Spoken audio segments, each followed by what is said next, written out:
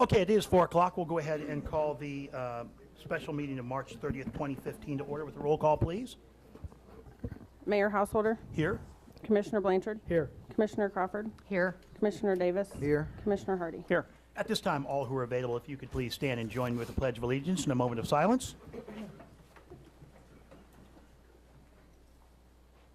I pledge allegiance to the flag of the United States of America and to the republic for which it stands, one nation, under God, indivisible, with liberty and justice for all.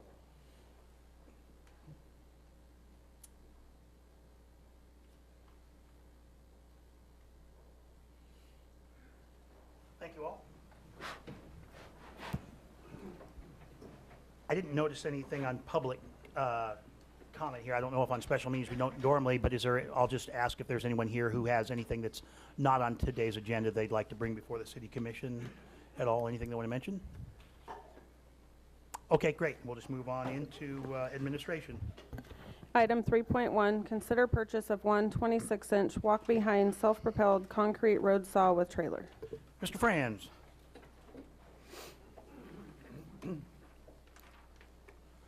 Mayor and Commissioners, thank you. This was a carryover from the previous meeting. We did revisit the issue. One of the questions asked was how old the existing unit was, and I just realized that I didn't answer that in the blue sheet. It was purchased in 1997, so it is, I believe that's 18 years now. We did check around with a number of different vendors, both with respect to purchase price and with respect to leasing. I've shared those results with you. I think with regard to the purchase price, bearing in mind that the prices you get off the internet aren't necessarily in bid environments, so they're going to be a little bit, you know, well, who knows. But nonetheless, the pricing we have, considering it's including a trailer, I think is certainly a fair price. We did look at rental options. Rentals for a comparable unit will range from probably $1,500 to $2,000 a month. We did get a few prices that were a little bit lower than that. There's one there for $1,400, and subsequent to preparation of the blue sheet, we did find another one for $1,200, but those are smaller units with less horsepower and less capability, although the vendor swore they'd run a 26-inch blade. Some of the other vendors thought that 59 horsepower was undersized. So, you know, anyway, the bottom line is our feeling that the bid unit, given a price of 15 years and given the fact that we have, or a life of 15 years, and the fact that we have easy accessibility to it 12 months out of the year, is the option to pursue. The annualized cost is about $1,920 a month for the unit, and actually the maintenance and bid replacement on it comes in at considerably more than that. The cost of ownership is about $9,200 a year, counting the blades. Anyway, I guess I would stand for questions. We have Jim Toich here from the Public Works Department to address anything that I might not be able to address. Okay, thank you, sir. And I know more about pavement saws than I ever thought I would ever need to know. Okay. Any questions for staff on this? The only thing I would ask is that I know we're not to bog this thing down anymore and go any further. Maybe it's a question for Mr. Toich. This 3-speed gearbox, you mentioned that some of the people had said that the 59 horsepower may be a little light. Mm-hmm. Do we risk wearing? I mean, obviously the other one lasted us 18 years. Do we risk wearing this one out? Is there an advantage for the 3-speed unit? Yeah, you know, the 3-speed simply allows us to adjust the blade speed for the size of the blade. So if you put a larger blade on it, or you get into tougher material, and as Mr. Toich is pointing out to me, some of our streets will be layers of concrete, asphalt, and brick.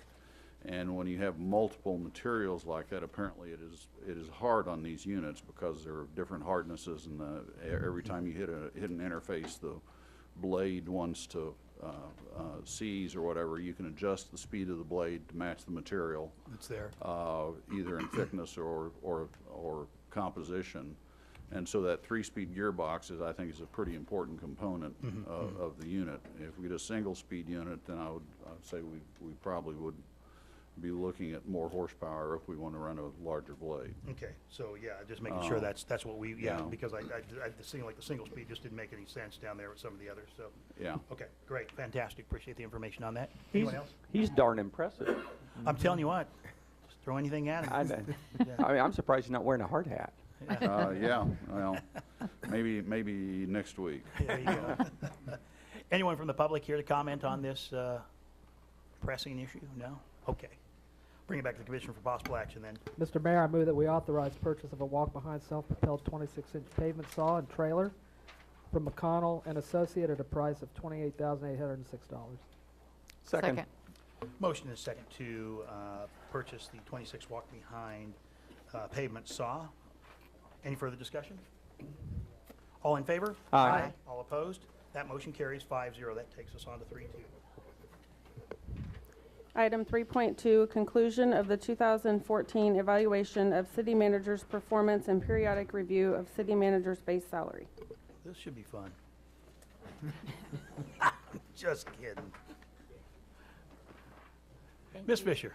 Thank you, Mayor and Commissioners.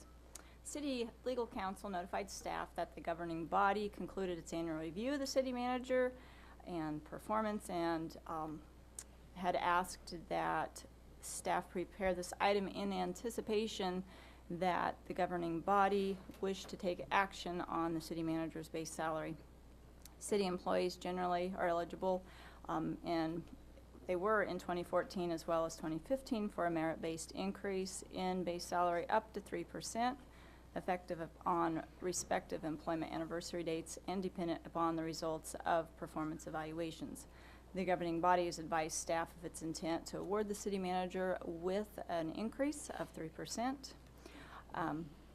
The last adjustment to that base salary was January 2014. As noted in the report, the consultant that did our last pay plan did include the city manager position into our executive staff pay plan, and under that structure,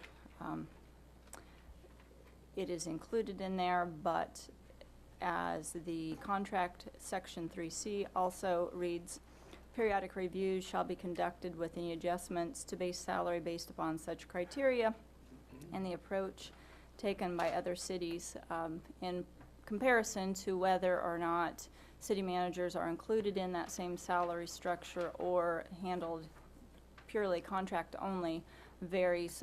We did find that more than half were doing it outside of, but you know, it's just a matter of preference.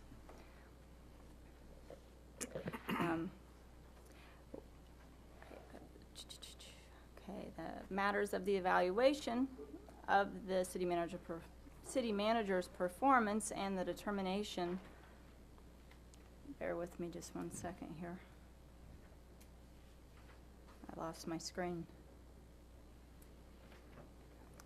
And city manager's base salary are strictly within the purview and discretion of the governing body. Therefore, staff makes no recommendation to the governing body.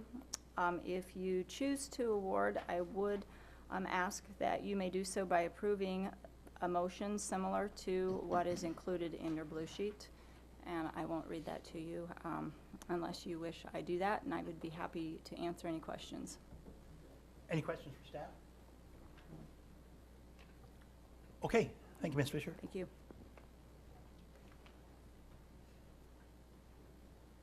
Do we want to hear from the accused? I'm just kidding, I'm just playing. I guess it's a public item. Anyone here to comment on this matter? No, yeah, you're safe. Okay, I'll bring it back to the commissioner for possible action.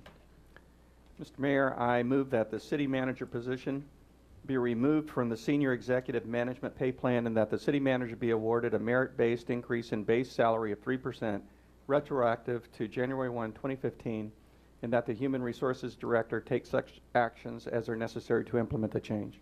Second. Motion is second to the stated motion. I won't read it again for you. Any further discussion on this?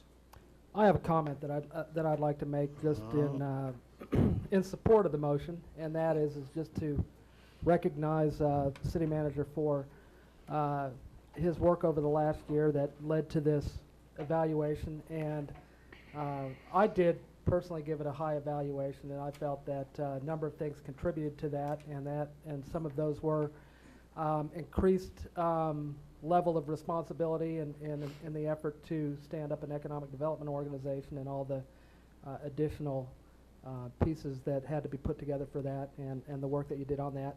And then also just continuing to help to guide the commission in some of the, in our policy and implementing policy decisions that we've made, that I think, some of which I think are bearing fruit today.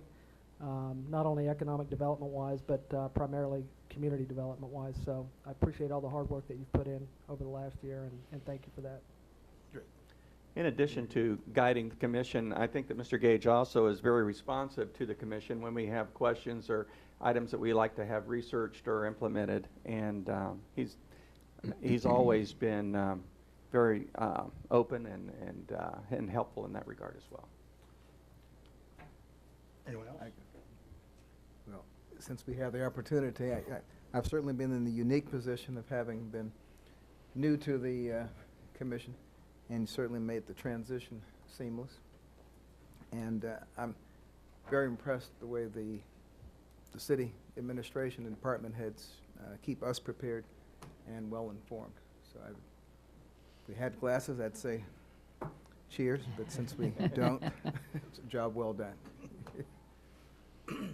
Kay, you want to throw anything out? We're not putting you on the spot. They already took my answers, man. Oh. I'll revert to that. Jason was great to work for when I was on city staff, and just is great as far as working us through all the policy decisions we have to make and looking up and researching things for us, and I appreciate that a lot.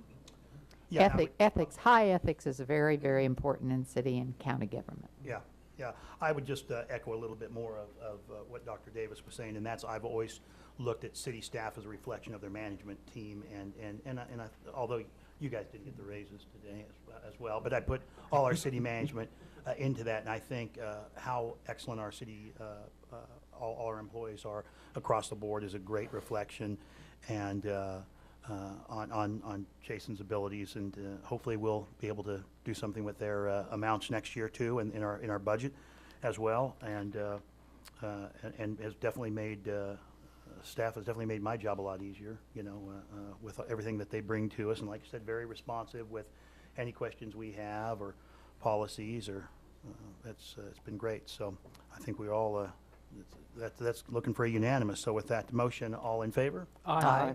All opposed? That motion carries 5-0. That takes us to 3-3. Commissioners, real quick before you do that, I just want to show my appreciation and tell you thank you very much. I enjoy working for you. I enjoy working with our staff, and they get a lot of credit because they make my job a lot easier. And I enjoy being a part of what we are doing in this community to make it better for business people and for residents. I enjoy that a lot. I always have. And like I said, as long as I'm able to help do that and be effective, I'll be here as long as you'd like me to, and continue to enjoy and get things done for you. And if not, then you need to send me down the road. So that's the way it works. We got Thank too many you. big projects going right now to do that. A little job security right now. Now, on this next item, I think we'll hammer that home. And I also think that we should also thank Mike, because he's a great deputy city manager. There you go. Thank you. Even I get it my doesn't reviews reflect from in your Jason, and I'm paycheck. equally satisfied. So thank Yeah. Okay, great. Item 3.3, resolution numbers 15-7192 and 15-7193, establishing the dates and times of public hearings for consideration of a request to form a tax increment financing district and a star bond district, generally described as being located in downtown Salina. Mr. Scraig. Thank you, Mayor and Commissioners. As the item description noted, the only action item for your consideration today is just setting the dates and times of that hearing. There are a number of steps in this process which I'll try to describe. And I want to start by acknowledging that tax increment financing and star bond financing can be confusing. And then to compound the issue, Bond Council had a couple rounds of revisions over the weekend to the resolution. So you have more paperwork at your desk than you received last week, and I'll try to be sure to take it slow and cover all the bases. So I believe you're all aware of kind of the activity and the momentum that's been building. It's been recently reported in the newspaper, and there was a public hearing at the community theater about a lot of private sector interest in investing in the downtown. And there's been a lot of ideas floating around, and they're not all on the list that I provided in the blue sheet, but you've had extensive conversations about a field house, and that's been before you for consideration. There's been discussion of redevelopment of the Lee buildings into apartments using low housing tax increment financing, which you have endorsed with a resolution of support. There's been discussion of construction of a downtown hotel with restaurant and conference space by Lighthouse Properties, which is a local company. And there's also been discussions of development of a private family entertainment center, bowling alley, and other activities. And then, as you know, the Save-A-Lot grocery store is nearing completion. So there's been a lot of discussion about how much momentum that's generated and interest in taking advantage of that. And so, as I noted in the report, those projects represent an exceptional commitment of private investment and resources in the downtown, something that you don't see very often, and it probably represents quite an opportunity. So much so that Salina 2020 Inc. has been incorporated. It's a group of local businessmen and individuals that are wanting to take the lead and help move this project along. And it's been recognized that the timing and the breadth of the private and public investments in the downtown could create an opportunity that we want to leverage through the use of tax increment financing, star bonds, and possibly even community improvement district financing. I attached a summary of some of those items, but I'll try to give you a nuts and bolts description of each. As you may already know, tax increment financing is a means where the base increment, what the taxes that are being paid, let's say today, are preserved as a base amount that go to the taxing entities. Then any improved value and increased property taxes generated by a project can be captured and reallocated for use for eligible project expenses. So that's kind of the starting point. TIF is property tax and sales tax based, but it is local, and so it captures the local increment. Star bonds add to TIF by capturing the state sales tax increment, which can be sizable since the largest portion of the sales tax is the state sales tax increment. So those are the fundamentals of both, and the Save-A-Lot project represents an opportunity since it's nearing completion and getting ready to generate sales tax increment. Forming the district at this time would set the base, would establish the base essentially at zero or very near zero for Save-A-Lot, and then be able to capture the state and local sales tax in the Star Bond project. So having said that, the request that's before you today is to pass the attached resolution setting May 18th as the public hearing date to consider formation of TIF and Star Bond districts. And as further detailed in the application by 2020 Inc. And it goes into more detail in terms of the project. Passage of the attached resolutions would not commit the city to the creation of either district or the provision of any public financing at this point, nor would the city be required to take final action at the time of the public hearing. So state statute specifies that from the date of passing the resolution, a minimum of 30 days and a maximum of 70 days are the time frame in which the public hearing has to be set. The proposed date represents 50 days from today, and within 10 days of passage, we would have to send notice to each property owner as well as each tenant in the downtown district. And we've been working with the consultants for 2020 Inc. that have provided background information on the tenants, and staff is prepared to meet that deadline. Both Star bonds and TIF bonds involve reallocation as I described.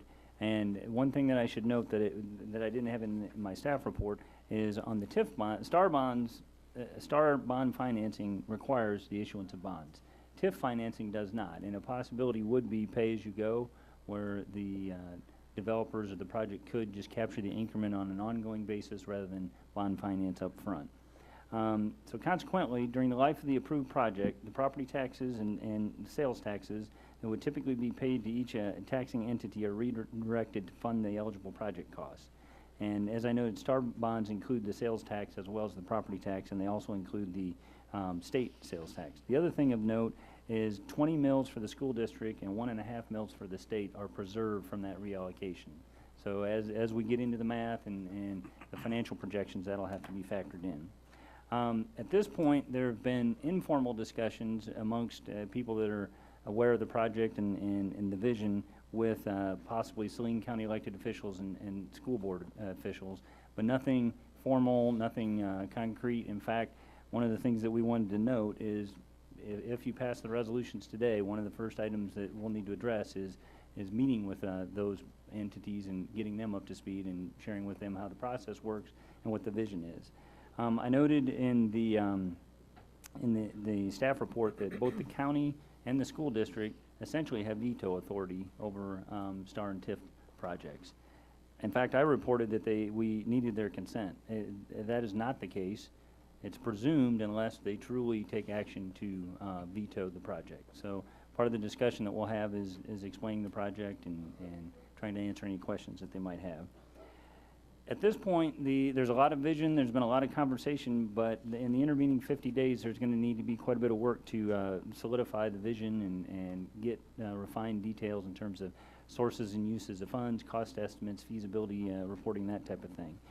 In my report, I referred to the term as a project plan would be refined, but actually the project plan is a term of art that you will be adopting at another step in the process. So just to clarify, there will be refinement of the details, including project elements, development costs, property tax and sales tax, increment modeling, project phasing, financial feasibility, but actual presentation, consideration, and approval of a project plan by you would occur at a later step in the process.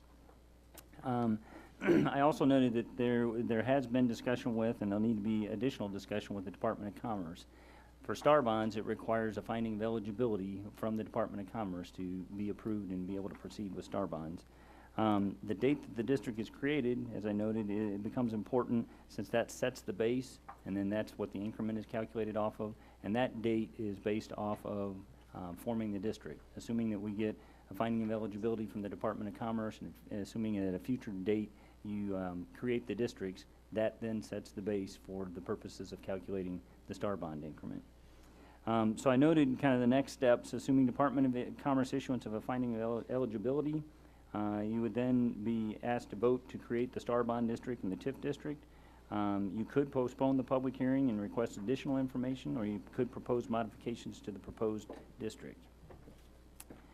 And you could also vote to deny the formation of one or both of those. And as I said in the report, it should be noted that creation of the district is not the final step or authorization. Within a year of creation of the district for STAR bonds, the project plan has to be approved. There is no deadline for approval of the TIF project plan. So you could form the district, still be working on the TIF plan in excess of a year if that came to be. Personally, I found it, I don't know, reassuring maybe to compare this project against the conformance with our strategic plan. I think I removed one item from our strategic plan that didn't apply. It's very much in conformance with our goal to be exciting to live in and thriving economically and socially, being clean, attractive, and inviting, having quality of life for residents and visitors, being attractive and well-maintained, having high community standards, having a downtown Salina that's thriving and vibrant, Salina being respectful of its heritage, and throughout Salina, adaptive reuse of historic and architecturally significant buildings, and encouraging and supporting economic expansion and market-driven tax-based growth. So I'm not aware of anything that is hit on as many strategic plan items as this one might have, or might. So the items before you, well, in terms of a fiscal note, at this point, the only cost that would be associated with you approving the setting of a hearing date would be the mailing that's associated with mailing to all the property owners and tenants. And we still need to refine that list, but that is a sizable mailing, probably between 1,500 and 2,000 certified mailings that will have to go out. But that would be the only expense that would be associated with this action. Before I get to the recommendations and items for your consideration, I do want to walk you through the changes that took place over the weekend in terms of the resolution. And I would tell you that I really don't think they're substantive, but I just want to be sure to walk you through them. So you should have in your packet a new resolution 157192 And you should also have a red line, it's not actually in red, but red line copy of that same resolution. And so in that red line version, there'll be a tick mark in the margin showing wherever there was a change. On the first page, it's all formatting, returns, and spacing, and things like that. On the second page, in section 2, the word initially was inserted. So it now reads that the proposed Starbond Project District, parentheses, the Starbond Project District, would be initially comprised of one project area. Similarly, in section 3, it was reworded to say the project Starbond Project District provides for initially a single Starbond project within the Starbond Project District described in a general manner as follows. The other changes were related to inserting the date and referencing exhibits A and B, which are the map and the legal description. So that's the extent of the changes on the first resolution. You should also then have the second resolution, which is 7193, and it has very similar changes in terms of formatting and spacing, and I apologize, I'm having technical problems as well. It also inserted language about initially, and there it is. In section 2, it had a very similar insertion of initially. In section 3, it had identical wording in terms of referencing initially and the project being described generally in a manner as follows. And then it also had insertions of dates and exhibits. So, as I said, I don't think any of those were substantive to you or me, but they seem to be important to bond counsel. So, with that, the actions for your consideration are that you could vote to approve resolutions 157192 and 157193 as presented, establishing the date and time of public hearings for consideration of a request for tax increment financing and a Starbond district. You could approve the resolutions with an alternate public hearing date and establishing an alternate date and time. You could postpone consideration of the resolutions to a specified date, or you could choose not to approve the resolutions, thereby denying the request to set the public hearing date.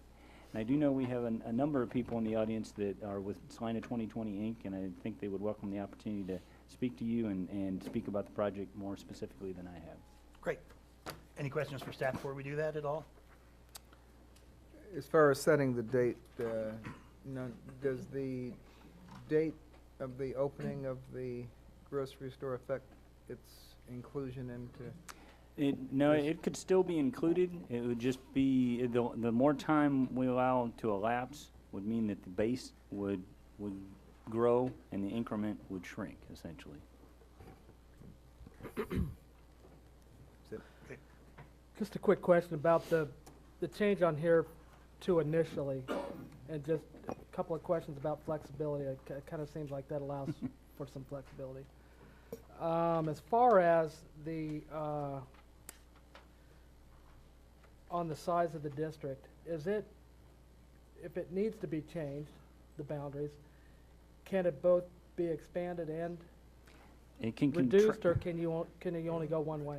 Due to the notice requirements, it could contract, but it couldn't expand without having to do this process over.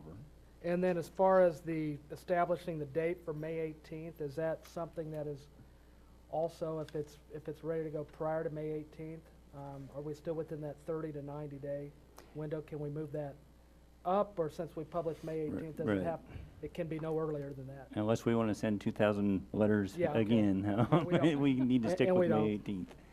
And we And don't. with respect to the initially, the project plan is when the final details will be locked in. So I think the reason for the initially was to acknowledge the fact that you'll have the hearing, you'll form the districts, and then there'll be a time frame to consider the project. And then ultimately at the end of that process is when you would approve the plan and make a commitment to go forward with TIF and STAR. So if it goes beyond May 18th, we can You could postpone we can it. open the meeting on the Right. 18th and then Yes. extend it You if we could, need yeah, to. you can continue your public hearing if you need be, and you're not, while if satisfied with the information, there's certainly been expectation on the 18th to establish the district. You don't have to do it on that date. You could do it at a later date. Right, okay. Okay, any other questions for staff at all? I guess I just want for the listening public, I was just wondering what the district would be or what would be included. And it looks to me like it runs from 9th to Front and north to south. Is that correct? Is I that believe right it's or not? Elm to, South Street to It would be Elm. North Street? it's Elm on the north and South on the south. Okay, Yeah, well, and I'm looking commissioners, at it. as you know, and what we'll do is as we go along, we'll probably, we need to work on this, but set aside an area of our webpage where we can put important information as we go. But at this point, the district boundaries that are recommended, it's not a perfect rectangle, so keep that in mind. But, you know, as you've heard, you've mentioned the north and south boundaries. Mhm. On the west side, there's a portion that's along 7th Street, and there is some portion that does get over to 8th Street, just to give you an Yeah. idea, but it's not a perfect line, so it's a little hard Yeah. to describe verbally. There've been a few that attended the community theater meeting the other night with me that have just wondered what was going to be included in that district, so that helps. Historically, would there be any reason why someone in that district would not want to be included? You know, it's hard for me to speak as to why they wouldn't want to be included at this point. We'll, as the pieces of this become more clear, as we get closer to establishing the district, and more particularly if that's done, when we start looking at a project plan that has to be put together within a year of forming the district, there's always something that could affect an individual business owner differently, and they might not feel like it's beneficial to them. But generally speaking, what this is intending to do, as Mike mentioned, is take the increased increment in tax dollars and apply it to public infrastructure that complements the development, the private development, and the private investment that creates the increment in the first place. And so from that perspective, when you look at the entire area, we believe, and I think those that have proposed this and everyone, or at least most everyone so far that's looked at it, are comfortable with the thought that it's intended to strengthen the entire downtown, and quite honestly, the community as a whole, but certainly focused in the downtown area. But I would say that as we go along, it would be almost nearly impossible statistically for someone not to say, I don't like it for a particular reason, or I don't think it benefits me. And as that comes up, our job will be to sit down and speak with them and try to understand their concerns and see if we can resolve them. Just a quick comment and question that you guys can maybe address, and that is that we've talked a little bit about overlaps and incentives, and maybe because this is part of neighborhood revitalization area, and so will that be taken care of during the 50-day process? Will we have something and maybe need to have another action in association with this to identify those conflicts? Yeah, Commissioners, as you know, there are various tools that are out there. We have, as we mentioned here, the Star Bond District, the Tax Increment Finance District. There are community improvement districts. There's the neighborhood revitalization area, possibly even transient guest tax. There's some other tools we haven't mentioned that at some point may or may not be considered, but there are various tools, and the idea is to use them the best we can to complement what we need to do in the downtown. But when you deal with specific districts and are dealing with the same increment, we'll have to make a call on that issue. And so, as you know, the TIF district deals with both local taxing jurisdictions and their sales tax that would go to them from retail entities, and also property taxes. The neighborhood revitalization area deals with property taxes. So one of the tasks for our bond council is to, by the time we set up the district, is to remedy and see how those two can either work together or how they may have to be looked at completely independent of each other, and if so, what action needs to be taken to address that. Because as you know, we have multiple, I think we counted 19 Neighborhood Revitalization Act, the NRA projects within this area. So we have to be sure and honor those commitments without question, and yet still do the other things in the downtown we want to do. And we have a sales tax reimbursement agreement with the new grocery store as well. So we want to obviously be able to honor that in some way, and also be able to do the other things we want to do. So that's our bond council's helping us work on that question. I've had a lot of questions when the grocery store is going to open. Does anybody know? As early in April as possible, I think. I think they're still working hard, but I think that's what they're trying to do. Okay. Anyone else? All right, well, maybe a representative or something from 2020, that seemed like the best place to start, is that?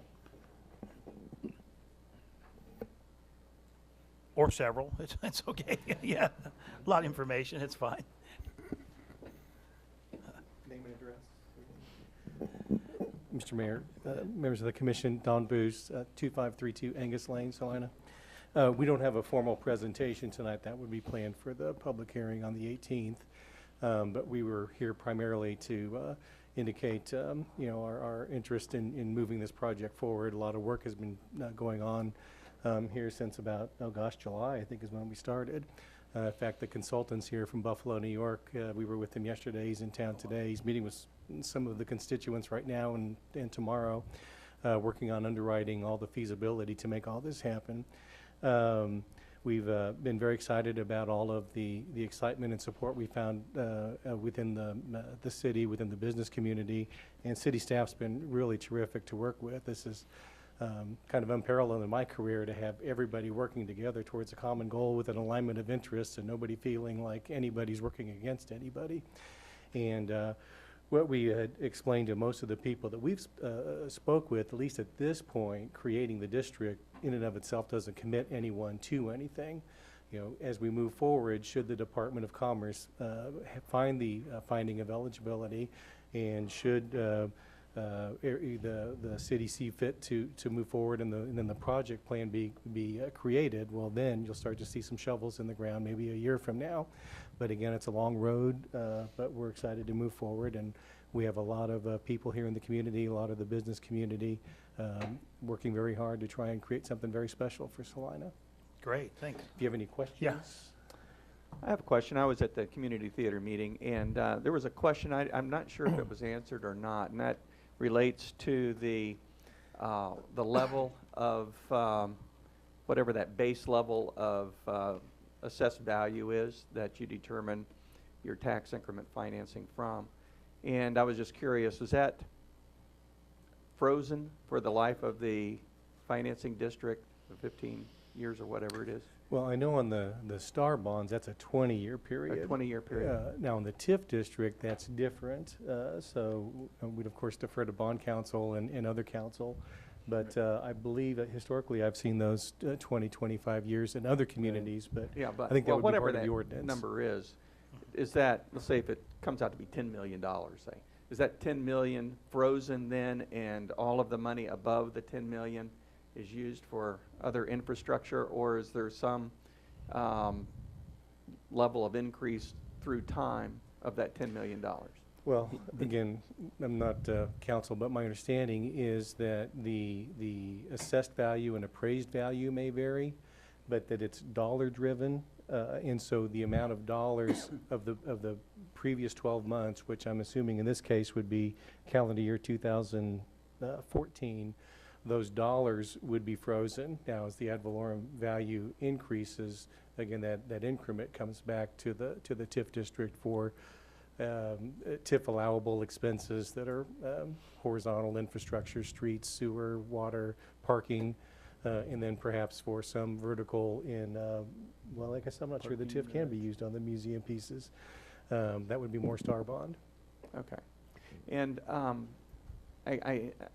I think the field house is being relied upon fairly heavily to produce enough, I don't know, out-of-town revenue or whatever that portion is. And I was wondering, do you have any kind of level of confidence that that will be the case? The consultant's here from Buffalo who's trying to determine that now, or at least he's in the early stages of that. But it's not just the field house. The field house is certainly a large component. The STAR bond piece has a large qualification in tourism. I believe 30% of the visitors have to come from 100 miles away, 20% from out of state. The out of state's the difficult portion when you're located in the middle of the state. That was his first comment last evening. That was his first comment this morning. It was his first comment at noon today, that remember, we're in the middle of the state. But we do have the luxury right now of the Stiefel Theater, where we know that 70% of their ticket sales are from outside of the area, and they have outstanding records that they were able to help us with. Rolling Hills, even though it's outside the city limits, had 85,000 visitors last year, and they had detailed information by state, by zip code. They help us meet some of that criteria. He's now getting into some of the deeper areas, outside of the proposed field house. It turns out that the entertainment center that we're hoping to get in actually has a lot of tourism also. with bowling tournaments. But they're also examining the tourism that's related to Kansas Wesleyan, and then the relatively new medical tourism, because we found out that 43% of the patients at the hospital are from out of the area. So you add all of those together, and it does appear to be feasible. He's relatively encouraged at this point, but it'll be a few weeks before we get that final study, which I'm sure will be circulated to the state and to the city. And in fact, I believe Jason's meeting with the consultant in the morning. Any questions or thoughts? Sounds like lots of hard work, that's the Oh, thing. there's a lot of work. Well, as Trace said, we're in the easy phases right now. We're just doing the talking. So Yeah. as the feasibility and the analysis starts, that's when the hard work. Okay, anyone else? All right, thank you. Thank you. Anyone else from the organization at all? Do you have anything prepared that they want, or no? Okay, anyone from the public care to speak on this issue at all? Matter? No? Okay, bring it back to the commission for possible action if we have no other questions. Mr. Mayor, I move to approve resolutions 15-7192 and 15-7193, establishing the, Do we need them in separate motions? Yeah, we're gonna do Separate. Separate motions, yeah. okay. But move to approve resolution 15-7192 to establish the date and time of the public hearing for consideration of a request to form a tax increment financing district on May 18th, 2015, at 4 p.m. Second. Motion is second to adopt resolution 15-7192. Any further discussion? Yeah, just a quick question before we go on both of those for staff, and that is that as part of this, you had mentioned, and I wrote up both sides of my paper here, so give me a second. We had said we're gonna need 2 mailings on this prior to the 18th, and the estimated cost on that, roughly, just a rough cost on that, and then the question that goes along with it, if you don't have that, are the motions here that we're passing also authorizing that appropriation, or is that done administratively? That's a good question. From a pure purchasing perspective, anything less than $20,000, I have the authorization on your behalf to purchase. So you wouldn't have to officially, I think it's going to be less than Right. 20, the estimate's about. Yes. Actually, it's one mailing to 2 groups, the property owners as well as the tenants. And my initial estimate is around 2,000 mailings, but as we cull through that list, I think it should come down, but the rough estimate's about $7,500. Okay, so that'll be handled through our administrative, and Yeah. then any rough idea on staff time? I mean, there is a fiscal component to that, sort of, but is it? Well, it'll take quite a bit of time. I'm not sure I can give you the number of hours, but that's a huge mailing. One of the challenges being in the downtown area is that it has so many properties and so many owners and so many tenants versus if it were a just a single piece of property with a single owner developer, it's a lot easier to deal with from that perspective.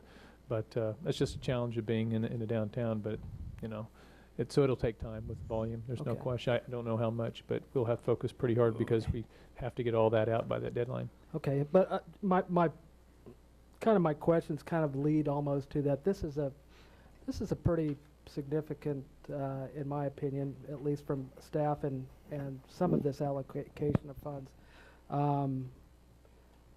I think it's a fairly significant vote of confidence for the ability to get this done, because it's not just a couple $100 and let's go on our way. So I'm completely supportive of that. I think that we've got good partners, and I think and this is probably mainly to my colleagues up here, is that I just feel like, you know, we've got the shared vision, we've got the strategic plan, we've got the comp plan, and I think that this is just a really good investment on our part to move this process forward with this group.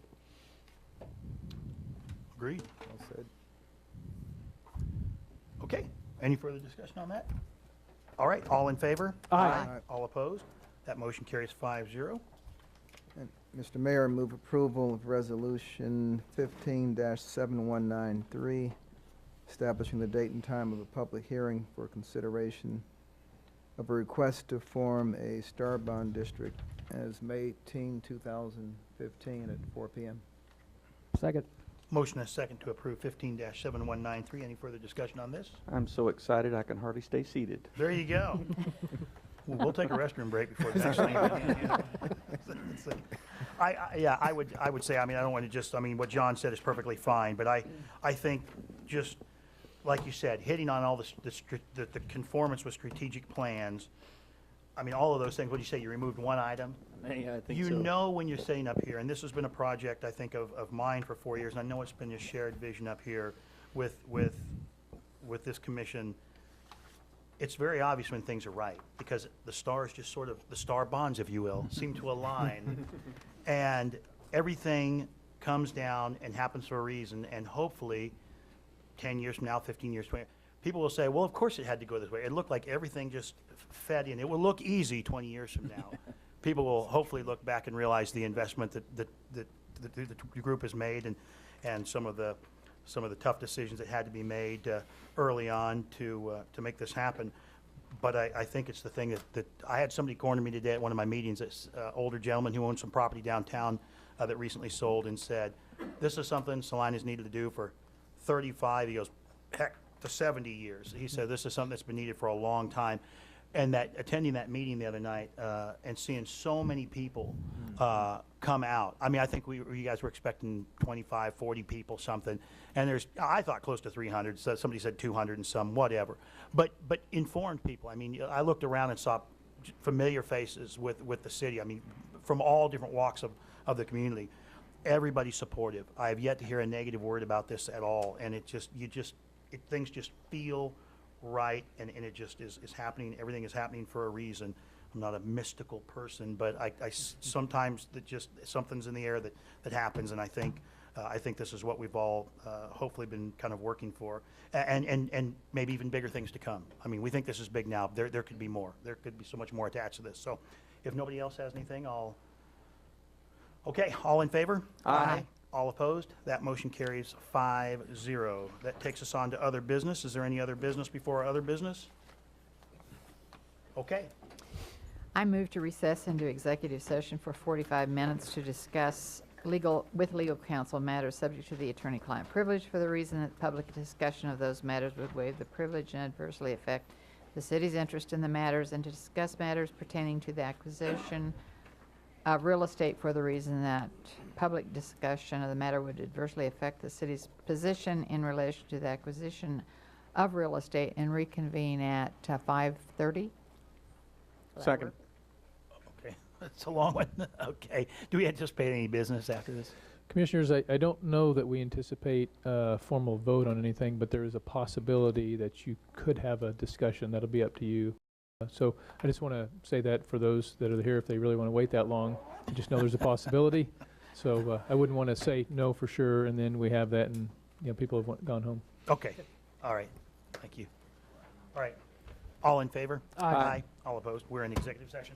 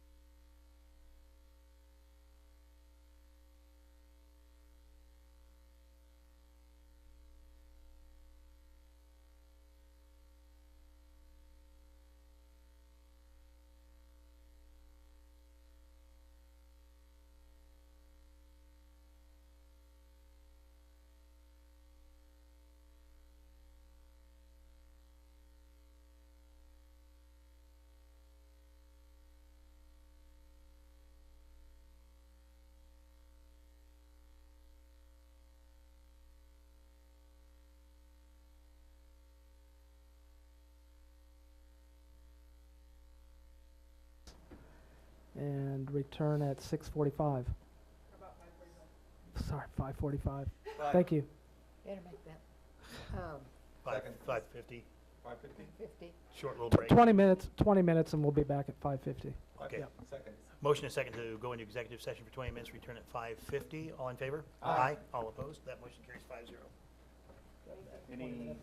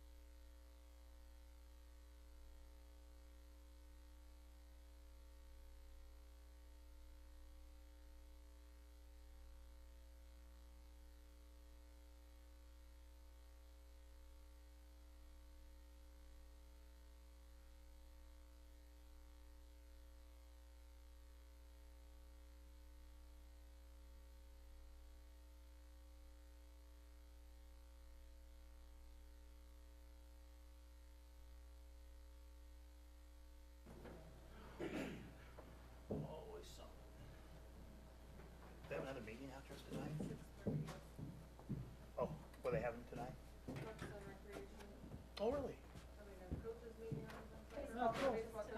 At Oh. 6? 6:30? Ah, cool. Got the old umpire up here. You ready to get back into that? Oh, Yeah. You know what, I'd never get out of the crowd. Travis will get you signed up, I'm sure they Yeah, I still have the equipment, I just probably don't have the, Eyes. well, Some would argue you didn't have eyes back then. yeah, I was a referee back then, I was blind then too. Yeah. Okay, I think we're almost back in session. Almost. Give a second here. Okay, bring us back into session. Okay. Our executive. We're on, okay. I just wanted to make a follow-up in some regard to the statements that I made last week concerning potential conflicts of interest and what I deemed at the time I felt necessary, adding additional APA and AICP guidelines to govern and help our boards recognize and disclose conflicts of interest when they arise. And to that effect, at that time I had mentioned that I was interested in looking for clarifications of those conflicts and what we've done as a board, and you guys can correct me if I'm stepping off or staff can, is I believe that we want to direct City Council to investigate the potential conflicts and to clarify those steps through the process, I believe outlined in the State Commission on Ethics procedure, which I believe involves and includes getting letters of opinion from that board to establish whether or not, in their opinion, conflicts occurred. So what we've done as a board is direct the council to take those steps in the normal course of his duties here. We don't want to move it to the front of the line or slow it down or anything like that. We're just in the normal course of business to investigate and that get back to us on that so that we can further craft the necessary language to go into those further resolutions. Don't know if I missed anything on that or if that seems to... Does that get you where we need a consensus of any kind, or? Yeah, I think you should try to obtain consensus on Okay. that. Since Okay. since it's an action-oriented type. Okay, item. that's something we're all in It's- agreement with, yeah. is that? Okay, Yeah. okay, sure. Okay, is there anything else you need from us? Let's see if there's... Okay, yeah. Anything else? Nope, Okay. we're good. Any other business at all? Nope. Motion to Okay. adjourn. Motion and second to adjourn, all in favor? Aye. All opposed? That motion carries 5-0.